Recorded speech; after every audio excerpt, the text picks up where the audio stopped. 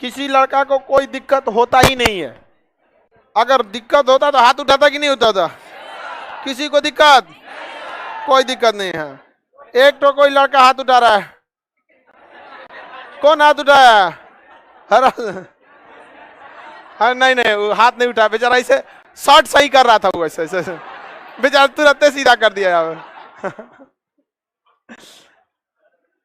दाढ़ी वाले, क्या दिक्कत है आपको?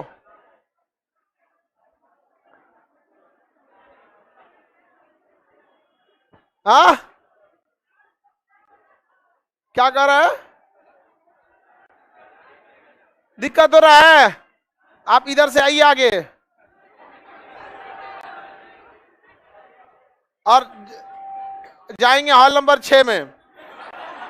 नीचे वहां एसी उसी सब लगा है, वो भी भर गया ना, सारा जगह भर गया बाबू।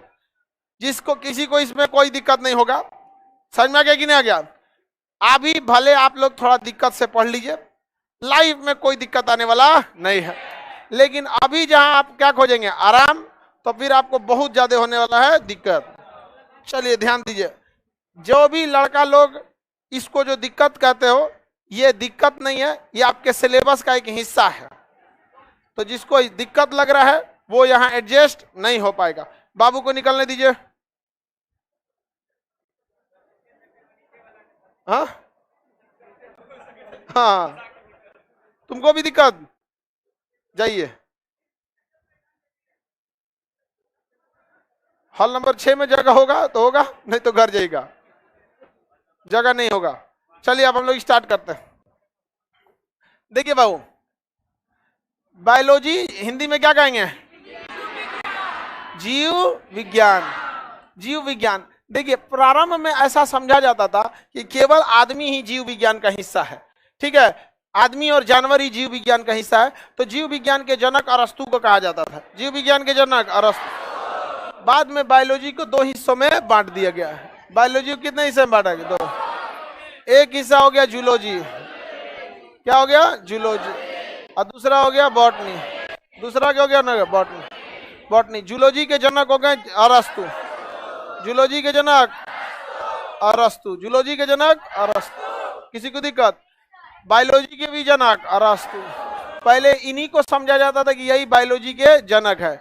जूलॉजी और दोनों को ही किसको किसे जनक माना जाता था? अरस्तु को। किसे माना जाता था? अरस्तु। बाद में एक नई शाखा बन गई, कौन सी? बॉटनी। बॉटनी के जनक थियोफ्रेस्टस। थियोफ्रेस्टस, फ्रेस्टस, थियोफ्रेस्टस। बॉटनी में हम लोग पेड़ पौधों का अध्ययन करते हैं। बॉटनी में उसे रखते हैं जो स्थानबद्ध गति करते हैं, और हम लोग इसमें स्थानांतरित गति करते हैं। स्थानांतरित गति मतलब एक जगह से दूसरे जगह जा सकते हैं, जबकि आप देखेंगे पेड़ पौधे एक जगह से दूसरे जगह पे नहीं जा सकते। तो इसमें किसका अध्ययन करते हैं? पेड़ पौधे का। पेड़ पौधों को बायोलॉजी के भाषा में पादप कहते हैं। थोड़ा सा उटपटांग नाम है, पादप। और इसे क्या कहेंगे? जंतु। हम लोग किसमें आएंगे? जंतु। तो जंतु विज्ञान के अंतर्गत हम लोग आएंगे। हम लोग को अंदर जानवरों के बारे में अध्ययन करना है। इसमें पढ़ते हैं हम लोग एनिमल के बारे में। कौन सा? एनिमल। और इसमें पढ़ते हैं प्लांट। इसमें किसे पढ़ेंगे? प्लांट। हम लोग एनिमल है। हम लोग क्या है? एनिमल। एनिमल में भी हम लोग सबसे ज्यादा दिमाग वाले एनिमल है। सबसे ज्यादा दिमाग वाले एनिमल है। बायोलॉजी समझ में आ रहा है कि नहीं आ रहा है? बायोलॉजी के जनक, बायोलॉजी के जनक। चलिए अब स्टार्ट किया जाए। चलिए अब ध्यान देते हैं यहाँ पे। बायोलॉजी में सबसे पहले स्टार्ट होता है कोशिका यानी सेल। कोशिका यानी सेल। कोशिका यानी सेल। कोशिका जो होता है, इसको ध्यान से समझिए क्या होता है। कोशिका शरीर की सबसे छोटी इकाई है। कोशिका अचानक किसी चीज की खोज नहीं हो जाती है। जैसे हम लोग को दिखा कि भैया ये शरीर बना है, तो इसमें से किसी का कोई हिस्सा कट गया तो माइक्रोस्कोप से देखा कि किस किस चीजों से बना है। तो कोशिका जो होती है शरीर की सबसे छोटी इकाई है। सबसे छोटी यूनिट कौन सी है? कोशिका। कोशिका को सबसे पहले किसने देखा था? Robert Hooke. किसने देखा? Robert Hooke. Robert Hooke. क्या गिर गया जी? एक तो तुम लोग बैग वोग लेके आओगे लोग 20-20 किलो का, पता नहीं कहाँ रख ले रहती है सब। लड़का भी तो पढ़ने आता है, सब नहीं दिखता है। पता चला बैग लेते आए तुम लोग के लिए तो बैठने का जगह ही नहीं बचेगा उसका। दुनिया भर का में दुका दुका सब। देखो लड़का सब में कोई दिक्कत हुआ है? Robert Hooke. देखिए याद कैसे रखिएगा, हुक से किसी छोटे चीज को पकड़ा जाता है। जैसे कोई चीज छोटा चीज हो गया तो चिमटा या हुक से पकड़ लेते हैं ना। तो याद रखने का ट्रिक क्या है, कोशिका बहुत छोटी होती है, सबसे पहले किसने खोजा, रॉबर्ट हुक। किसने खोजा, रॉबर्ट हुक। कोशिका सबसे छोटी होती है तो इसे खोज किसने किया, रॉबर्ट हुक। किसने खोजा था, रॉबर्ट हुक। रॉबर्ट हुक ने, किसने खोजा, रॉबर्ट हुक ने खोजा था। आगे बढ़े, कोशिका की खोज किसने किया, रॉबर्ट हुक ने खोज किया था इसका। आगे बढ़ जाए, रॉबर्ट हुक ने, लेकिन ये मृत कोशिका की खोज किया। जब इन्होंने देखा तो कौन सी कोशिका, मृत कोशिका थी। कैसी थी, मृत। लेकिन हमें चाहिए लाइव यानी जिंदा, लाइव चाहिए। तो लाइव से याद रखे ल्यूवेनहॉक, लाइव से याद रखे Leeuwenhoek, Leeuwenhoek, Antony von Leeuwenhoek. तो बताइए जीवित कोशिका की कोई, ल्यूवेनहॉक। जीवित कोशिका ल्यूवेन, पहली बार कोशिका, कोशिका विज्ञान के जनक रॉबर्ट हुक, रॉबर्ट हुक। कोशिका विज्ञान के जनक रॉबर्ट। जीवित कोशिका ल्यूवेनहॉक। कोशिका का अध्ययन साइटोलॉजी, साइटोलॉजी। कोशिका का अध्ययन साइटोलॉजी, कोशिका का अध्ययन साइटोलॉजी। याद रहेगा, जब भी साइटो शब्द आएगा किसे बताएगा, कोशिका। किसे बताएगा, कोशिका। तो बताइए कोशिका की खोज हो गई, जीवित कोशिका की खोज हो गई। अब बात करते हैं हम लोग कोशिका सिद्धांत, स्लाइडेन एवं स्वान। स्लाइडेन और स्वान, स्लाइडेन एवं स्वान, इन्होंने क्या दिया, कोशिका सिद्धांत। क्या दिया, कोशिका से सेल थ्योरी दिया। कहा कि हमारा पूरा शरीर कोशिकाओं से बना है, अगर हमें कहीं भी चोट लगती है तो हमारी कुछ कोशिकाएं टूट जाती हैं, तो बगल की कोशिका उसको भर देती है। इसे हम लोग कहते हैं कोशिका विभाजन। तो कोशिका सिद्धांत किसने दिया, स्लाइडेन। हमारा शरीर पूरी कोशिकाओं से बना है, ये किसने बताया था, स्लाइडेन। पहली बार कोशिका की खोज किया, हाँ, रॉबर्ट हुक। मृत कोशिका की खोज, रॉबर्ट हुक। जीवित कोशिका, कोशिका सिद्धांत, स्लाइडेन एवं स्वान। याद रहेगा ना। अब सबसे छोटी और सबसे बड़ी कोशिका को देखते हैं, सबसे छोटी कोशिका और सबसे बड़ी कोशिका। देखिए सबसे छोटी कोशिका जो होती है माइकोप्लाज्मा। क्या होता है, माइकोप्लाज्मा, माइकोप्लाज्मा। और सबसे बड़ी कोशिका शुतुरमुर्ग का अंडा। किसका अंडा, शुतुरमुर्ग का अंडा इतना बड़ा होता है, तरबूजा बराबर होता है। समझ में आ गया कि नहीं, छोटा साइज का जो तरबूजा आता है ना उतना बड़ा होता है शुतुरमुर्ग का अंडा। तो सबसे बड़ी कोशिका किसमें होती है, शुतुरमुर्ग के अंडे में। और सबसे छोटी कोशिका माइकोप्लाज्मा, ये दिखता ही नहीं है माइकोप्लाज्मा। शुतुरमुर्ग का अंडा दिखेगा, लेकिन उसकी कोशिका को देखने के लिए आपको माइक्रोस्कोप का प्रयोग करना ही पड़ेगा। तो सबसे बड़ा कोशिका शुतुरमुर्ग का अंडा, सबसे छोटी। लेकिन हमारे शरीर की अगर बात करें, ये तो हम लोग में होता नहीं, माइकोप्लाज्मा एक छोटा सा जीव है, शुतुरमुर्ग। मानव में बात करेंगे तो मानव में सबसे छोटी, मानव में सबसे बड़ी, और मानव में सबसे लंबी, मानव में सबसे लंबी। मानव में सबसे छोटी कोशिका स्पर्म। क्या होता है, स्पर्म। और मानव में सबसे बड़ी ओवम। क्या हो गया, ओवम। स्पर्म को हिंदी में शुक्राणु कहते हैं। क्या कहेंगे, शुक्राणु। ये केवल मेल में पाया जाएगा। और सबसे बड़ी कोशिका ओवम को अंडाणु कहेंगे। क्या कहेंगे, अंडाणु, अंडाणु कहेंगे। बाबू हॉल वाले लड़के लोग को जितना थोड़ा बहुत प्रॉब्लम आएगा तो आप टेंशन नहीं लीजिएगा, आपको ये क्लास प्रोवाइड करा देंगे, ठीक है। मेन जहां से नेट प्रॉब्लम, नेट है वहीं से थोड़ा सा दिक्कत हो गया, तो आप लोग को ज्यादा दिक्कत नहीं आएगा, एक आध मिनट की समस्या आएगी, बहुत जल्दी उसको भी सॉल्व कर लेते हैं। अब इंटरनेट है, कहीं इस ससुरा कहीं आंधी तूफानों चल आता है तो कहीं का पेड़ और गिर जाएगा तो दिक्कत हो जाता है। समझ में आ गया कि नहीं गए। एक बार कोनो सड़क बना रहा था तो जेसीबी से बोकोट लिया केबल में पूरा नेट का, हर जगह से कट गया। क्या हुआ भाई, तो जेसीबी वाला बोकोट ले गया। समझ में आ रहा है कि नहीं आ रहा। तो मानव में सबसे छोटी स्पर्म, मानव में सबसे बड़ी, मानव में सबसे लंबी न्यूरॉन, मानव में सबसे लंबी न्यूरॉन, इसे तंत्रिका कहेंगे। क्या कहेंगे, तो बताइए। ब्रेन सबसे लंबी कोशिका ब्रेन, सबसे लंबी न्यूरॉन, सबसे लंबी न्यूरॉन, सबसे छोटी स्पर्म, सबसे बड़ी ओवम, ओवम फीमेल में, स्पर्म मेल में। ऐसे ओवरऑल में सबसे छोटी माइकोप्ला, ओवरऑल में सबसे बड़ी, हाँ क्या होगा, शुतुरमुर्ग का अंडा, शुतुरमुर्ग का अंडा। हॉल नंबर 6-7 में जिनको प्रॉब्लम हो रहा है, फिलहाल 1-2 मिनट आप मोबाइल पे देखिए, 2-3 मिनट में फिर से सही हो जाएगा। फिलहाल आप लोग मोबाइल पे देख लीजिए, आगे बढ़ जाएं। सबसे, अब देखिए ध्यान से समझिए, कोशिका सिद्धांत किसने दिया? स्लाइडेन एवं स्वान।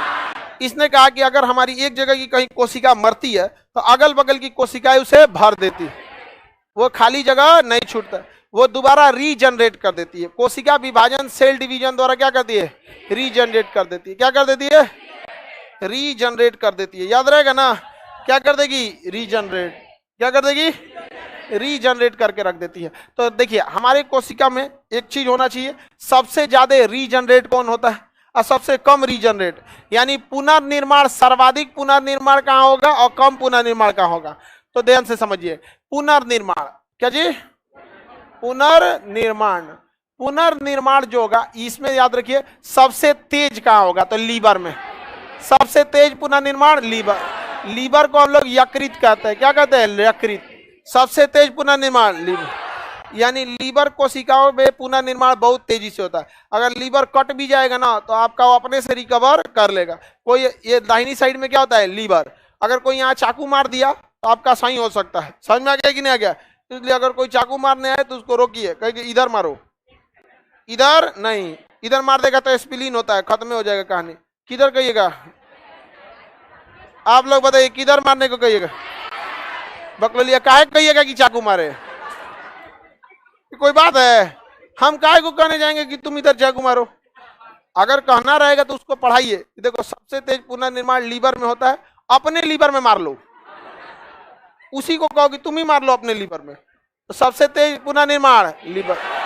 और सबसे धीमा, सबसे धीमा एक तरह से कहिएगा तो कोशिका विभाजन होता ही नहीं है। कहां पर? मस्तिष्क में। कहां पे? मस्तिष्क। कैसे लिखा था जी? ब्रेन। ऐसे कैसे? ब्रेन में। ब्रेन में किसी भी टाइप का कोशिका विभाजन नहीं होता। अगर आपको कोई एक बांस मार दिया, ऊपर का चमड़ा कटा, कोशिका विभाजन हो जाएगा। हड्डी टूटा, कोशिका विभाजन हो जाएगा। उसके अंदर का मेनिंजॉइड टूटा, कोशिका विभाजन हो जाएगा। लेकिन ससुरा अगर ब्रेन पे चोट लग गया तो भूल जाइए, या तो आप बनेंगे गजनी या तो बनेंगे तेरे नाम। समझ में आ गया कि नहीं आ गया? क्योंकि दोनों का दोनों ससुरा पिटाया है सब खोपड़िए पे। तो जब तक आपके ऊपर चोट लगे तब तक ठीक है। अगर किसी को बांस से मार दिए, ऊपरे भर रह गया, ठीक है। खोपड़ी फट गया, ठीक है। अंदर चोट नहीं पहुंचना चाहिए। अगर ज्यादा बरियारे हुमच दिए हैं और चोट पहुंच गया अंदर तो बेचारा काम से खत्म। क्योंकि ब्रेन में हर जगह का स्विच है, एमसीबी। पूरे शरीर का एमसीबी कहाँ है? ब्रेन। तो इनको दबेगा ना तो एमसीबी गिर जाएगा। एमसीबी क्या हो जाएगा? गिर जाएगा। इसलिए एक्सीडेंट में जब किसी को चोट लगता है ना तो उसका खून जम जाता है। अब खून जमेगा तो वहां वो दबा देगा। भाई खून जमने की चीज तो है नहीं, आया गया, जम जाएगा तो जगह ज्यादा लेगा, इसे फैल जाएगा। और जैसे फैलेगा 2-4 गो एमसीबी गिर जाएगा। जैसे जैसे ब्रेन में ब्लड क्लॉट हुआ तो जगह ज्यादा लेगा, 2-4 तो एमसीबी गिरा देगा। तो देखिए एक्सीडेंट के बाद कोनो हिस्सा काम नहीं करेगा, पैर नहीं काम कर रहा है तो बेहोश है तो कुछ है, तो डॉक्टर सबसे पहले ऑपरेशन करेगा, जमा हुआ ब्लड को निकालेगा। जैसे जमा हुआ ब्लड निकालेगा, जो ब्रेन है वापस अपने जगह पे आएगा, तुरंत उसका हाथ पैर काम करना चालू करेगा। ओहो ससुरा एमसीबी बंद हो गया था मेरा। समझ में आ गया कि नहीं? एमसीबी एक तो फिल्म था क्योंकि सलमान खान में वो डॉक्टरवा के बेटिए को फंसा लेता है। तो इसलिए ज्यादा हाई फाई पे नहीं ताक झाक करना चाहिए। समझ में आ गया कि नहीं? तो डॉक्टर के बेटिया को फंसा लेता है। डॉक्टरवा उसका ऑपरेशन करके एमसीबी का मेन सप्लाई काट देता है, बस सारा सप्लाई कट गया, चुपचाप पड़ा रहता हो गया।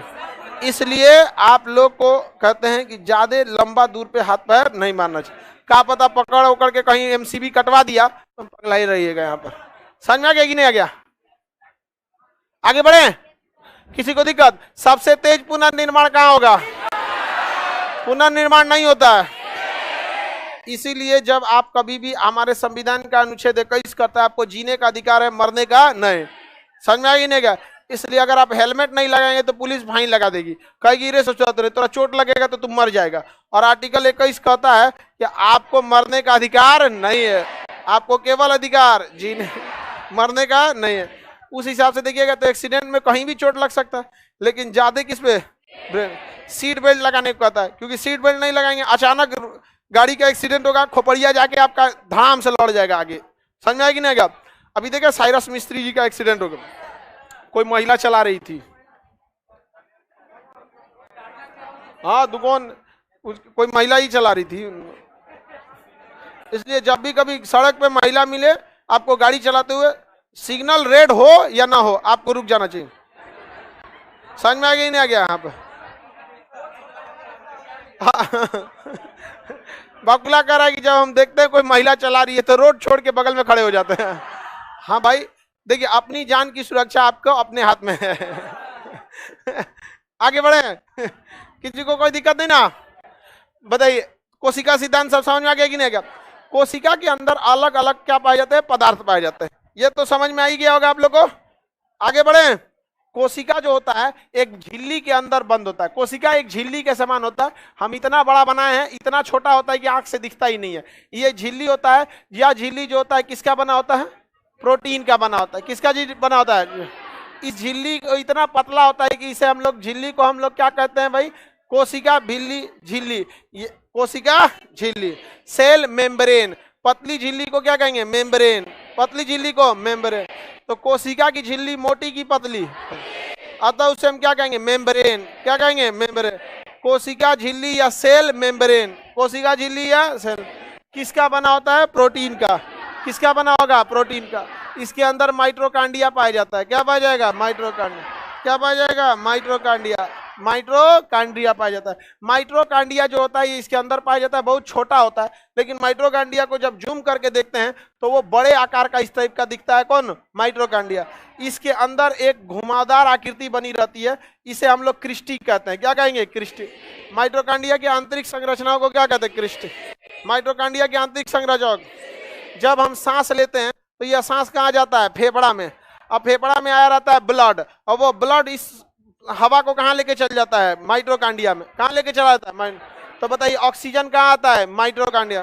क्वेश्चन कहेगा ऑक्सीय श्वसन कौन करता है? माइटोकांड्रिया। ऑक्सी श्वसन, ऑक्सी श्वसन, ऑक्सी श्वसन, ऑक्सी श्वसन माइटोकांड्रिया।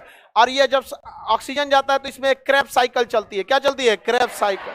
क्रेब्स साइकिल मतलब क्रेब्स चक्र। कौन सा साइकिल? Krebs cycle. कौन cycle? Krebs cycle. Krebs cycle के फलस्वरूप 38 एटीपी का निर्माण होता है। किसका निर्माण होता है? एटीपी का full form adenosine triphosphate. Adenosine triphosphate. Adenosine triphosphate. Adenosine triphosphate. Adenosine triphosphate. बताइए, क्रेब्स साइकिल कहाँ चलता है? माइटोकांड्रिया। Krebs cycle. माइटोकांड्रिया की आंतरिक दीवारों को क्या कहते हैं? माइटोकांड्रिया की आंतरिक दीवारों को। आगे बढ़े, जिनको हॉल में दिक्कत हो रहा है, मोबाइल खोलो बाबू, फटाफट चलने लगेगा। मोबाइल खोलिए, एप्लीकेशन चलेगा। आज थोड़ा मेन इंटरनेट में प्रॉब्लम आया है, थोड़ा बहुत दिक्कत होगा, ज्यादा का दिक्कत नहीं होगा।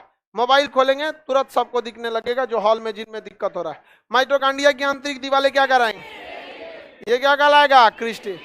बताइए, इसके अंदर कौन सा साइकिल चलता है? क्रेब्स साइकिल चलता है। कौन चलता है? क्रेब्स। क्रेब्स साइकिल की खोज किसने किया? क्रेब्स ने।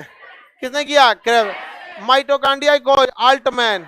माइटोकांड्रिया को माइटोकांड्रिया को बताइए, क्रेब्स साइकिल में कितने एटीपी? ये 38 एटीपी मिलकर एक ग्लूकोज बनाते हैं। क्या बनाएंगे? एक ग्लूकोज। और इसी ग्लूकोज से हमें क्या मिलेगा? ऊर्जा। एक ग्लूकोज से हमें क्या मिलता है? ऊर्जा। कितनी ऊर्जा मिलती है? 4.2 kilo calorie. 4.2 kilo calorie. 4.2 kilo calorie. बताइए, 1 ग्राम ग्लूकोज से कितनी ऊर्जा? 4.2 किलो कैलोरी। हमें दिन भर काम करने के लिए कम से कम 2500 कैलोरी चाहिए। कितना चाहिए? 2500। कितना चाहिए? 2500। और ये एक ग्लूकोज से कितना मिल गया? 4.2। कितना मिला? 4.2 किलो कैलोरी। याद रहेगा ना दिन भर काम करने के लिए? हाँ, 2500 कैलोरी। अगर आप 4 को खजूर खा लेते हैं ना, 4 ठो खजूर, खजूर समझते हैं? छुआड़ा नहीं, देखो छुआड़ा कह रहा है गधा। खजूर 4 ठो खजूर खा जाएंगे। ईरान से आता है, ईरान से पेट्रोल आता है, कुछ खा जाएगी सब, आग लग जाएगा, फिर कहेगी सब खजूर खाए थे। चलो ध्यान से समझो, रेगिस्तानी क्षेत्र में खजूर ज्यादा होता है। रेगिस्तानी क्षेत्र में खजूर ज्यादा होता है। तो खजूर 4 टोका लेंगे, दिन भर का एनर्जी दे देगा आपको। खजूर में बहुत ज्यादा एनर्जी होता है, ग्लूकोज ज्यादा दे देता है। अभी नहीं कि कोनो शुगर के मरीज को खजूर खिला दीजिए, ओकरा कुल होकर हालत खराब हो जाएगा। यहाँ पर आगे बढ़े तो माइटोकांड्रिया को हम लोग पावर ग्री, शक्ति गृह कहते हैं, power house of body. Mitochondria power house of body, power house mitochondria. Mitochondria खोज अल्टमैन, माइटोकांड्रिया को अल्ट किसने किया था? अल्टमैन। ऊर्जा कौन देता है? ऑक्सीजन कहाँ जाता है? माइट्रो। ऑक्सी श्वसन कौन करता है? Krebs cycle, Krebs cycle mitochondria. याद रहेगा। कोशिका का शक्ति गृह, कोशिका का शक्ति गृह याद है ना? किसी को दिक्कत नहीं ना? पावर हाउस ऑफ बॉडी हम जो पढ़ा रहे हैं, ऊर्जा कहाँ से बनाया है? माइटोकांड्रिया।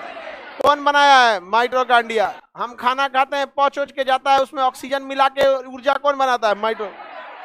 माइटोकांड्रिया। तो माइटोकांड्रिया को हम पावर हाउस कह सकते हैं। अल्टमैन ने खोज किया था। कौन, किसने खोज किया था? अल्टमैन ने खोज किया था। अब ध्यान दीजिए, इस ऊर्जा की जरूरत किसी अन्य अंग को भी हो सकती है, तो उसे ले जाने का काम गोल्जी बॉडी करता है। कौन करता है? कौन करेगा? Golgi body.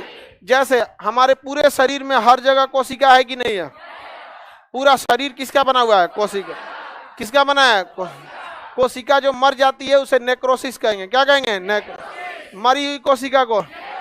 हमारी नाखून के अगले भाग की कोशिकाएं मर चुकी हैं, अतः इसे काटेंगे तो दर्द नहीं करेगा, और तनी सा पीछे वाला पकड़ा जाएगा ना। समझ में आ गया कि नहीं आ गया? कोई दिक्कत? तो हमारी मरी हुई कोशिका को क्या कहेंगे? नेक्रोसिस। मरी हुई कोशिका को नेक्रोसिस के नाम से जानते हैं। पूरा शरीर में कोशिका है कि नहीं? हर एक कोशिका में माइटोकांड्रिया है कि नहीं है? है?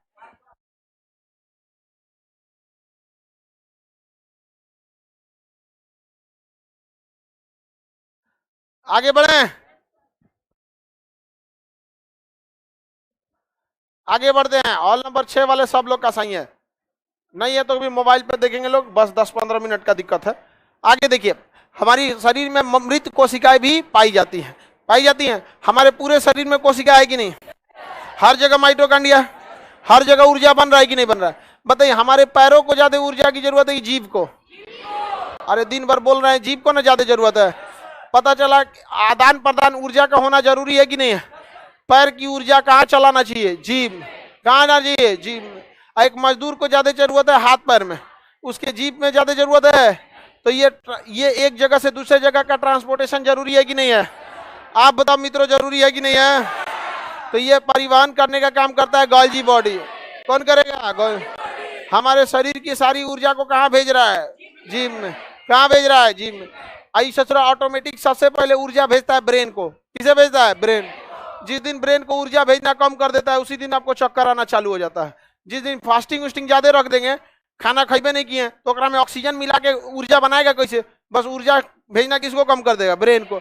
ब्रेन को जहां ऊर्जा देना कम करेगा ना, ब्रेन घुसिया जाएगा। छोटा कहीं का, तुम्हारा फास्टिंग रहना है, रहो, हमको मतलब नहीं, ऊर्जा भेजना है तो भेजो, नहीं तो हम सो जाएंगे। और जहां ब्रेन गायब होगा ढह जाएंगे। समझ में आ गया कि नहीं? बहुत तेज घुसियाता है ब्रेन। ब्रेन को तनिको खून की कमी होगी, गुस्सा जाएगा, जो हम ना काम करेंगे। जैसे काम करना छोड़ेगा, सब गिरेगा, लद लद गिरेगा, एकदम पाकल कोयलासी आम की तरह। समझ में आ गया कि नहीं आ गया? एकदम। तो ब्रेन को ऊर्जा की बहुत ज्यादा जरूरत है। समझ में आ गया कि नहीं आ गया? तो ऊर्जा की जरूरत ज्यादा रहती है किसी को भी। परिवहन का काम कौन करेगा? कौन करता है? ऊर्जा परिवहन। बताए, हमारे शरीर से सारी ऊर्जा को किसको दे रहा है? जीभ को। अच्छा, अगर गोल्जी बॉडी नहीं देगा तो जीभ इतनी चुकी है, ये इसकी ऊर्जा आधा घंटा में खत्म हो जाएगी, उसके बाद आदमी बोलिए नहीं पाएगा।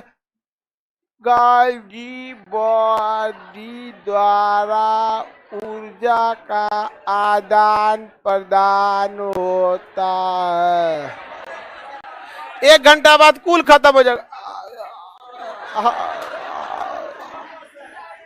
समझ में आ गया कि नहीं? फिर आदमी को खाना खाना पड़ेगा, फिर ऊर्जा बनेगा। तो परिवहन करना जरूरी है कि नहीं है? तो सीखो आप लोग कुछ, जब भी किसी को कुछ घटे तो एक दूसरे का परिवहन करते रहना चाहिए। समझ में आ गया कि नहीं आएगा? हमेशा एक दूसरे का सहयोग करता रहना चाहिए। तो बताइए, गोल्जी बॉडी जरूरी है कि नहीं? बहुत जरूरी है ससुरा। हमारा तो हम पढ़ाइए नहीं पाते, एक बैच के बाद नहीं समझे, खत्म हो जाता ऊर्जा यहाँ पे, फिर हाथ से पढ़ाना पड़ता। आगे बढ़े। गोल्जी बॉडी बहुत ज्यादा जरूरी है। अब इस अच्छा एक चीज देखिए, कोशिका जो होती है ना सरसों के दाना की तरह होती है, पचक ना जाए इसके लिए जरूरी है।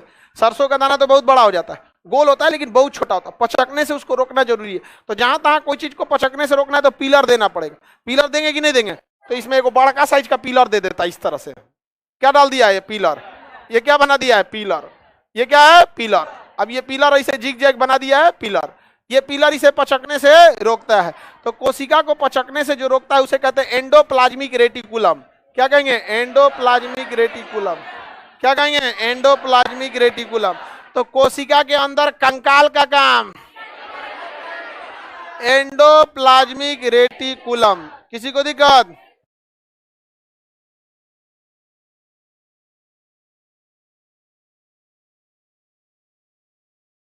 यही है।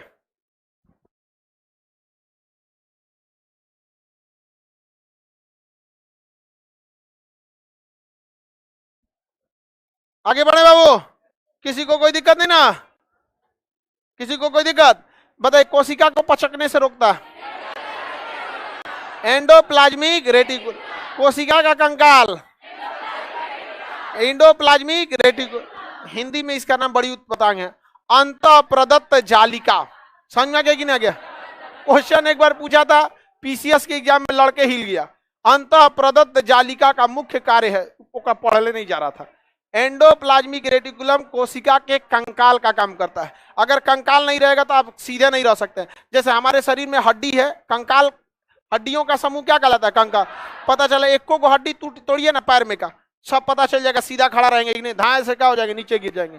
समझ में गया? ये पूरा ऊपर का शरीर और पूरे पैर को केवल एक तो रीढ़ की हड्डी कनेक्ट की हुई है। ये रीढ़ की हड्डी अगर किसी को घुमा के ऐसे तूर दीजिएगा ना, बस हो गया काम खत्म, बैठ जाएगा इसे, अब वो कभी नहीं उठ पाएगा। रीढ़ की हड्डी टूट गई तो। समझ में आ रहा है कि कोई दिक्कत है तुमको? आगे बढ़े। तो एंडोप्लाज्मिक रेटिकुलम अच्छा चीज है या नहीं है? कोशिका को पचकने से बचाता है एंडोप्लाज्मिक रेटिकुलम।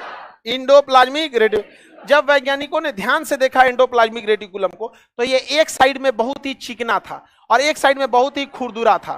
एक साइड में क्या था? चिकना था, और दूसरे साइड में खुरदुरा था। दूसरे साइड में खुरदुरा था। तो एंडोप्लाज्मिक रेटिकुलम कितने टाइप का? कितने टाइप का? दो टाइप का। एक होता है स्मूथ, क्या होता है? एक होता है रफ, क्या होता है? रफ। होता है एंडोप्लाज्मिक एक ही है, इसका एक हिस्सा स्मूथ और दूसरा हिस्सा रफ। स्मूथ और चल जाओगी बबनी, जाने दो। यहाँ पे बबनी का गाल्जी बॉडी कमजोर पड़ गया, ब्रेन में सप्लाई रोक दिया, अब बेहोश होगी थोड़ी देर में। जाके तुरंत पानी पीजिएगा, तुरंत गाल्जी बॉडी कहेगा किसको जरूरत है। समझ में? जैसे पानी देते हैं एनर्जी बनता है, पानी देंगे एनर्जी। सारे सबसे पहला सप्लाई कहाँ करता है? ब्रेन। सबसे ज्यादा बचा के रखना है ब्रेन। लेकिन आप लोग ब्रेन को बाहरी चोट नहीं देते हैं, अंदर अंदर चोट देते हैं, याद करते रहते हैं किसी किसी को। समझ में आ गया कि नहीं आ गया? किसी को याद करना है, दिल से याद कीजिए, किडनी से याद कीजिए, फेफड़ा से याद कीजिए, दिमाग से नहीं। दिमाग केवल और केवल आपके करियर पे फोकस होना चाहिए। समझ में आ गया कि नहीं आ गया? और ये उसको बोलकर कि भाई तू हमारे दिमाग में नहीं है, किडनी में रहो, फेफड़ा में रहो, एस्पिलिन में रहो, कहीं भी रहो, जहां रहना है रहो, ब्रेन छोड़ के। ये उसे बता के, समझ में आ गया कि नहीं? बता के, ताकि उसको भी पता चले कि उसका जगह कहां है। समझ में आ गया कि नहीं? दुनिया का कुछ भी चीज हो, आप उसे एक झटके में त्यागने की क्षमता रखिए। आपके करियर के बीच में अगर कोई भी चीज आए, त्याग दीजिए। और किसी चीज को साइड करना बहादुरी नहीं है, उसे बता के कि तुमको साइड करना है, साइड करना है, ये बहादुरी। कि भाई देखो तुम करियर के बीच में आओगे तो हम डिस्टर्ब कर देंगे, ये लक्ष्मण रेखा, इसको क्रॉस मत करना वरना तुम्हारी लंका लगा देंगे। नहीं समझ में आया? लोग कहते हैं ना कि लक्ष्मण रेखा क्रॉस मत करना, तो भाई उसके आगे भी ना बोलना चाहिए कि अगर क्रॉस करोगे तो फिर अंतिम अंजाम भी याद रखना। समझ में आ गया कि नहीं आ गया? इसलिए ब्रेन को क्या करना है? शांति से रखना। लड़की लोग को समझ में आ रहा है? आप लोग को भी ब्रेन शांति से रखना है। अलगे दुनिया में रहती से कितना अच्छा अपाची चलाता है, नहीं समझ आएगा? नौकरी नहीं हो गया ना तो साइकिले पे घुमाएगा।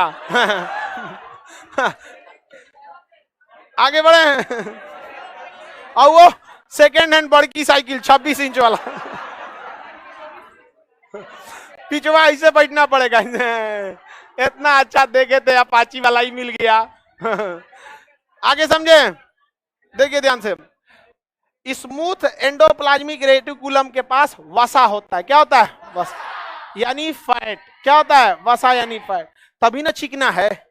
वसा यानी, वसा मतलब समझते हैं घी, तेल, दुनिया का जितना छिपछिपा पदार्थ है सबका सब वसा। क्रीम वसा, साबुन वसा, समझा गया? छिपछिपा शैम्पू, तो सारा छिपछिपा पदार्थ वसा। तो बताइए स्मूथ क्या बनाता है? वसा। अब बात किया गया कि ससुरा ये रफ हो क्यों गया, आखिर ये खुरदुरा हुआ क्यों? तो जब जूम करके देखा गया तो देखा गया इस पे दाना दाना दाना दाना कुछ बना हुआ था। उस दानेदार आकृति को कहा गया राइबोसोम। क्या कहा गया? तो रफ वाले पे क्या पाया जाता है? राइबोसोम। क्या पाया जाएगा? राइबोसोम। और यह राइबोसोम बनाता है प्रोटीन। क्या बनाता है? प्रोटीन। क्या बनाएगा? प्रोटीन। तो बताइए राइबोसोम कहां पाया जाएगा? चली जाइएगा, नहीं जा पाएगी ये। हट जाओ गधा जल्दी से। इधर बैठ जाओ, अपनी इधर बैठ जी। बैठ गई? हाँ, चलिए ध्यान से देखते हैं। बताइए प्रोटीन निर्माण कौन करता है? राइबो। प्रोटीन निर्माण राइबोसोम। प्रोटीन निर्माण राइबो। प्रोटीन की फैक्ट्री राइबोसोम। ये बताइए राइबोसोम बड़ा होगा कि छोटा? उस ससुरा एकदम छोटा छोटा। एगो तो कोशिका अपने छोटा, उसके अंदर माइटोकॉन्ड्रिया, उसके अंदर गोल्गी बॉडी, उसके अंदर ईआर, और ईआर का 2 हिस्सा, उसमें से एक हिस्सा पे छोटा छोटा दाना, और यही क्या करता है? प्रोटीन बनाता है। क्वेश्चन पूछेगा कि एंडोप्लाज्मिक रेटिकुलम किसके उपस्थिति के कारण खुरदुरा हो जाता है? किसके उपस्थिति के कारण? राइबोसोम। प्रोटीन बनाता है राइबोसोम। प्रोटीन बनाएगा, प्रोटीन बनाएगा राइबोसोम। याद रहेगा ना? अच्छा, प्रोटीन में भी 2 टाइप का प्रोटीन, राइबोसोम भी 2 टाइप का। राइबोसोम कितने टाइप का? एगो ज्यादा प्रोटीन बनाने वाला और एगो कम प्रोटीन बनाने वाला। एगो ज्यादा प्रोटीन बनाने वाला, एगो कम प्रोटीन बनाने वाला। जो कम बनाएगा उससे 70s, जो ज्यादा बनाएगा 80s। कम बनाने वाला, ज्यादा बनाने वाला 80s। एस का मतलब होता है सेडिमेंटेशन कोफिशिएंट। क्या कहेंगे? Sedimentation coefficient. सेडिमेंटेशन कोफिशिएंट का मतलब अगर लिक्विड में डालेंगे तो कौन ज्यादा तेजी से बैठेगा नीचे, तो जो भारी होगा जल्दी बैठेगा, तो कौन वाला बैठेगा? 80। 70 वाला कम। सेडिमेंटेशन का मतलब होता है नीचे बैठना। समझ में आ गया कि नहीं आ गया? तो बताइए हम लोगों को ज्यादा प्रोटीन की कीड़े मकोड़ों को, हम लोग को ज्यादा प्रोटीन चाहिए कि गाय भैंस को? हम लोग भी उसी कैटेगरी में आते हैं जिसमें गाय भैंस आते हैं। जिन जिन चीजों को आप देख सकते हैं वो सब हमारी ही कैटेगरी में आते हैं। कीड़ा में कोरोना को देख सकते हैं, तो कोरोना को कौन चाहिए? 70s। कौन चाहिए?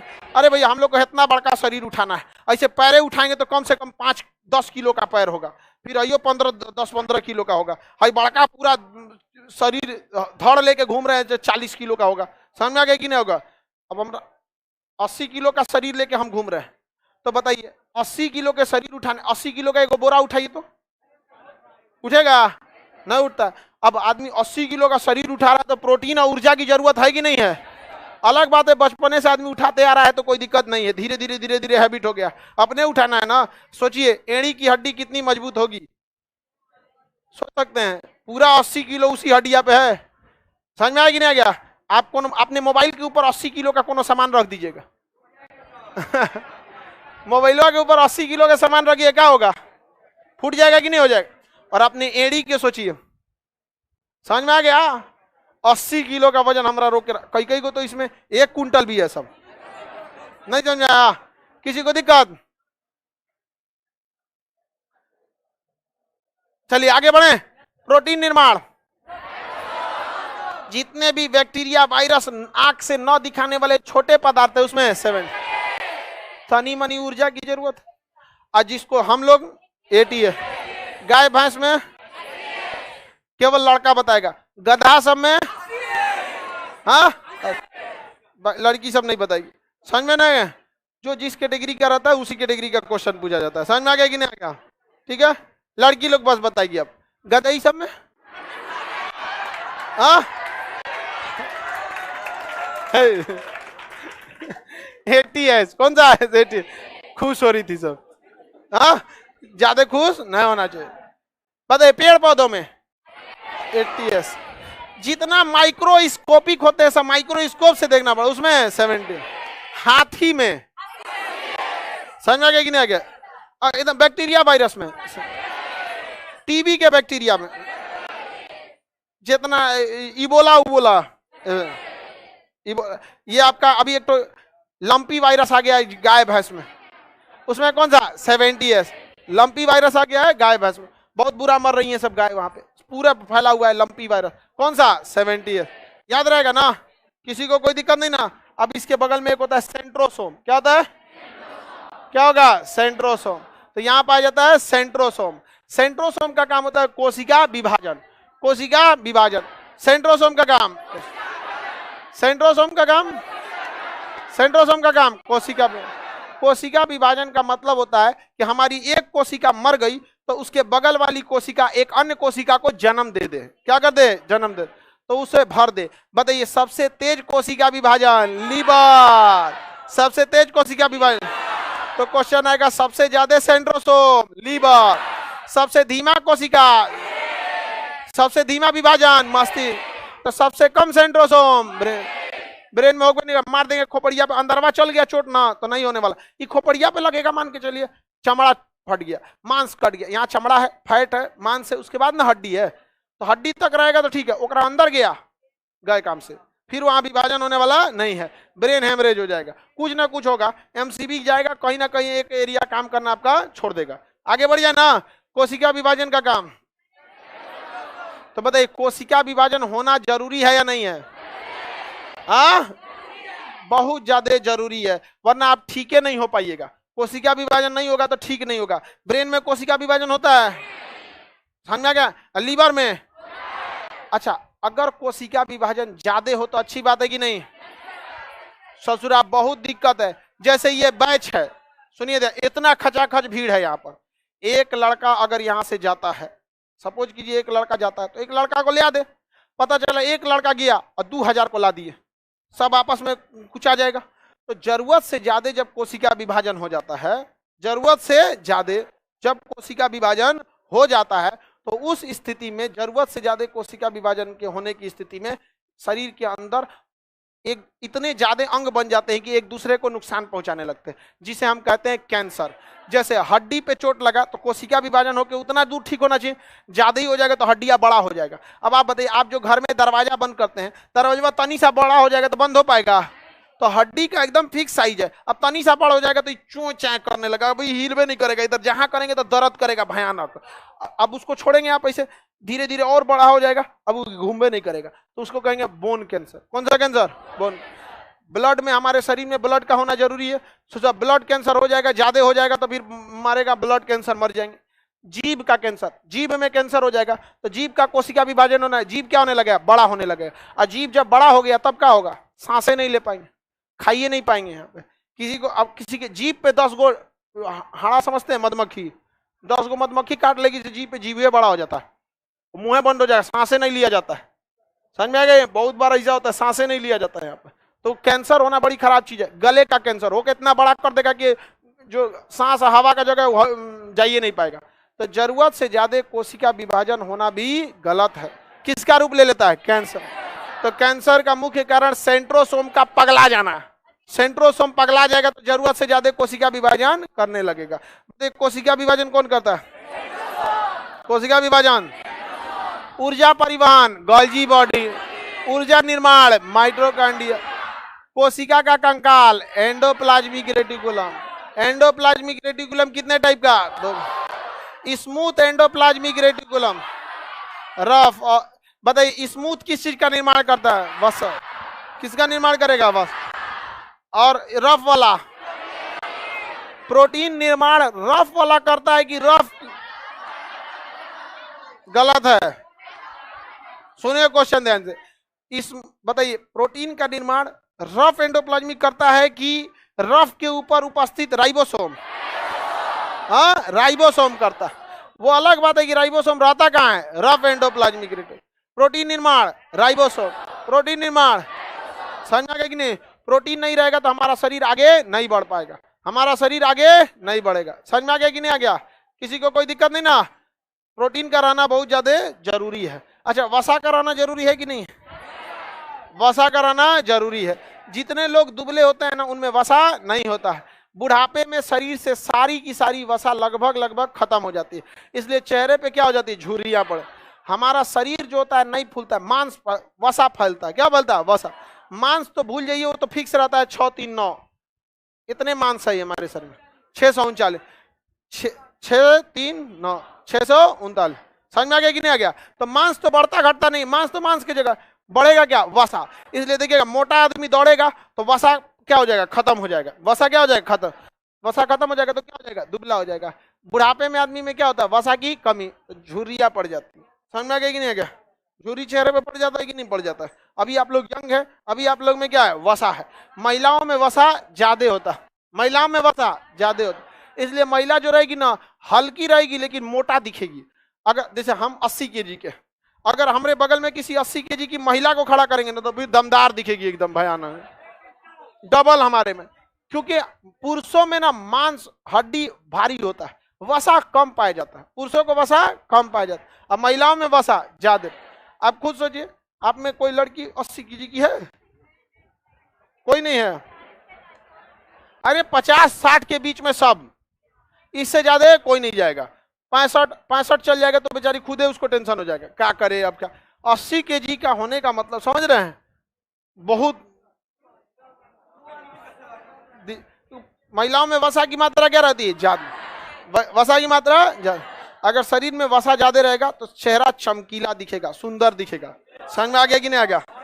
ग्लो करेगा। क्या करेगा? ग्लो। समझ में आ रहा है? अब पुरुषों में वसा क्या रहता है? कम, इसलिए कैसा दिखता है? दलितदार। आगे बढ़े आगे बढ़े तो वसा, देखिए वसा का कई काम है, लेकिन शरीर को जरूरत से ज्यादा क्या कर देता है? मोटा कर देता है। शरीर में जरूरत से ज्यादा मोटा कर देता है, लेकिन चोट लगने से बचाता है। हमारी हथेली पे वसा ज्यादा होता है, इसके अंदर मारिएगा किसी को एक तमाचा ना, तो गाल झंझना जाएगा, जबकि आपको यहाँ पे कुछ नहीं होता। पैर के नीचे तलवा में वसा ज्यादा होता है। वसा क्या होता है? ज्यादा। तो वसा चोट लगने से बचाता है, चोट लगने से बचाता है, ठंड लगने से बचाता है। महिला सबको देखिएगा ठंडा नहीं लगता है। शादी ठंडी के दिन में भी देखिएगा, शादी ब्याह में ना पुरुष पूरा कपड़ा पहन के कांपेगा, ऐसे ही लहराइए, इतने दूर पहन के लहराएंगे। अब बेचारे का पति चुपचाप कांपेगा, चलो घर चलो, ठंडा लग रहा है। अरे रुकिए ना जी, अभी हम आधा ही खाना खाए हैं, अभी और खाएंगे हम। नहीं जान गया